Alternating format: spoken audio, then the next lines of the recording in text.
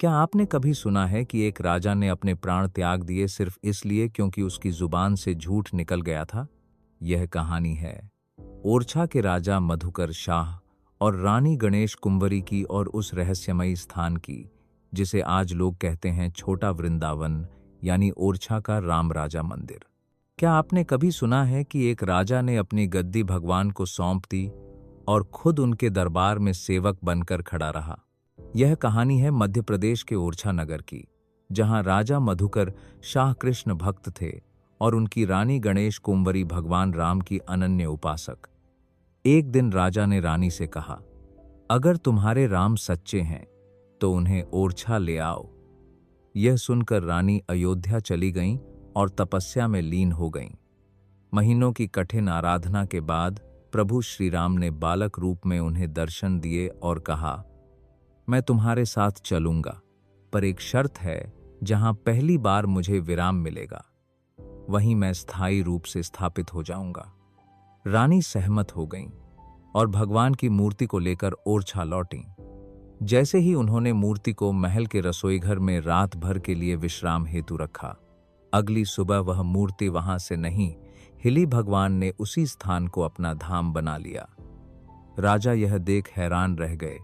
उन्होंने अपने अहंकार का प्रायश्चित किया और सिंहासन श्री राम को सौंप दिया। तभी से ओरछा में राम राजा हैं। यहां भगवान की पूजा नहीं, उनका शासन होता है। हर सुबह सैनिक उन्हें गार्ड ऑफ ऑनर देते हैं, पुलिस लाइन में उनकी हाजिरी लगती है और न्यायालय में केस से पहले उन्हें अर्जी भेजी जाती है। मंदिर का मुख्य द्वार सिर्फ राजा राम के लिए खुलता है और रात में उनकी मूर्ति विश्राम करती है जैसे कोई जीवंत सत्ता हो। कहा जाता है कि ओरछा में राम किसी मूर्ति के रूप में नहीं, बल्कि जीवंत राजा के रूप में बसते हैं और उनके आदेश से ही नगर का प्रशासन, न्याय और संस्कृति चलती है। यहां तक कि जब झांसी की रानी लक्ष्मीबाई अंग्रेजों से युद्ध के लिए गईं, तो उन्होंने भी ओरछा आकर राम राजा से आशीर्वाद लिया था। यह कोई साधारण मंदिर नहीं, यह एक ऐसा दरबार है जहां इतिहास, आस्था और चमत्कार एक साथ सांस लेते हैं और जहां आज भी भगवान को राजा मानकर पूरे नियम, अनुशासन और सम्मान के साथ पूजा की जाती है। कहते हैं कि ओरछा के इस राम राजा मंदिर में केवल भक्त ही नहीं, बल्कि खुद भगवान भी अनुशासन का पालन करते हैं। हर दिन तय समय पर उनके लिए भोजन परोसा जाता है और रात को जब मंदिर के पट बंद होते हैं तो यह मान लिया जाता है कि राजा अब विश्राम कर रहे हैं। इसीलिए कोई पुजारी भी रात में गर्भगृह में प्रवेश नहीं करता। मान्यता है कि जो भी सच्चे मन से यहां आकर फरियाद करता है, उसकी अर्जी सीधे रामराजा के दरबार में पहुंचती है। ओरछा की जनता तो आज भी रामराजा को सरकार कहकर बुलाती है। एक समय ऐसा भी था जब ब्रिटिश अधिकारी ओरछा आए और उन्होंने मंदिर का नियंत्रण अपने हाथ में लेना चाहा, लेकिन जैसे ही उन्होंने गर्भगृह में कदम रखा, बिजली चली गई, तोपखाने में आग लग गई और पूरा किला थर्रा उठा। डर के मारे अंग्रेज वहां से भाग खड़े हुए और उसके बाद किसी ने उस मंदिर की व्यवस्था को छूने की हिम्मत नहीं की। मंदिर के पास ही स्थित है वह रसोई जहां रानी गणेश कुंवरी ने पहली बार भगवान को विराम दिया था। आज भी वहां राजा राम के लिए हर दिन शुद्ध देसी घी का भोजन बनता है, जैसे किसी जीवित राजा के लिए बनता हो। भक्त कहते हैं कि कभी कभी रात्रि के समय मंदिर परिसर से किसी के चलने, चूड़ियों के खनकने और घूंघरुओं की धीमी आवाजें सुनाई देती हैं, जैसे स्वयं रानी गणेश कुंवरी आज भी अपने प्रभु की सेवा में तत्पर हों।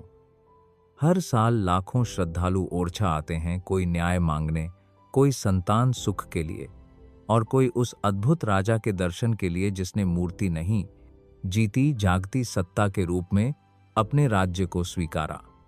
ओरछा के मंदिर में कोई आरती नहीं होती, बल्कि शंख और नगाड़ों के साथ दरबार लगता है।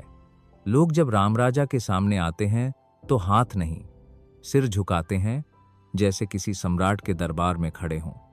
यहाँ की हर ईंट, हर दीपक और हर दीवार एक ही बात कहती है, यह कोई मंदिर नहीं, यह कलयुग का सबसे जीवंत और रहस्यमयी राज दरबार है, जहाँ भगवान भक्त नहीं, राजा हैं और जहां हर फरियाद सुनी जाती है, बस शर्त इतनी है कि वह दिल से निकली हो।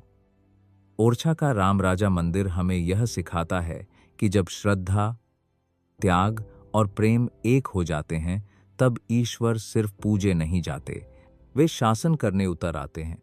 आज भी जब सूरज की पहली किरण ओरछा के मंदिर शिखर पर पड़ती है, तो ऐसा प्रतीत होता है जैसे स्वयं साक्षात राजा राम अपने सिंहासन पर आसीन हो गए हों। वहीं शंखध्वनि होती है, नगाड़े बजते हैं और मंदिर का द्वार एक सच्चे दरबार की तरह खुलता है। हर आने वाला भक्त उन्हें भगवान नहीं, महाराज कहकर संबोधित करता है और फरियाद नहीं, अर्जी लगाता है। यह कोई आम धार्मिक स्थल नहीं, यह इतिहास, आस्था और आत्मा का संगम है। यहाँ हर दीवार गवाही देती है उस रानी की तपस्या की, उस राजा के समर्पण की और उस प्रभु की करुणा की जो अपने भक्त के साथ घर छोड़कर गद्दी पर विराजमान हुए।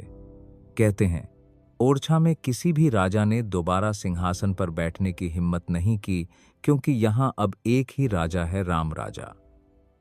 और शायद इसीलिए जब दुनिया में सब कुछ बदल रहा है, तब भी ओरछा का दरबार वैसा ही है, सजीव, सांस लेता हुआ, न्याय करता हुआ, क्योंकि यहाँ सिर्फ मंदिर नहीं है, यहाँ आज भी राजा स्वयं विराजते हैं।